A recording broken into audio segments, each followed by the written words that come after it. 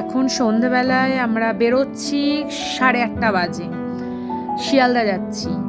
আমরা দার্জিলিংয়ের জন্য রওনা দিয়েছি, ক্যাব এসে গেছে, আমরা একদম লাগেজ গাড়িতে তুলে শিয়ালদা পৌঁছাবো। খুব এক্সাইটেড আমরা।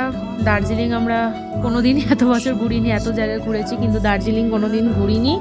এই ফার্স্ট বেবিকে নিয়ে পাহাড়ে ট্রাভেল করব। খুবই টেনশনেও আছি, আবার ভালোও লাগছে।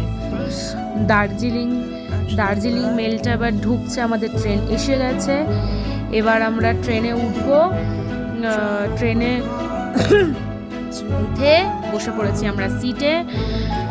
আমাদের মাঝখানের সিটটা পড়েছে, মানে মাঝখানের বার্থটা আর একদম ওপরের। খুব অসুবিধা, মাঝখানেরটা পড়েছে। আমার মেয়ে একদমই শোবে না, ভীষণ চেঁচামেচি করছে।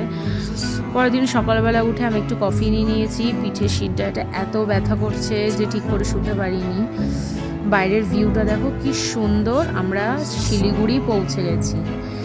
আমাদের খুবই একজন চেনা জানা লোক আছেন যিনি আমাদেরকে পিক আপ করতে এসছেন, ড্রাইভার।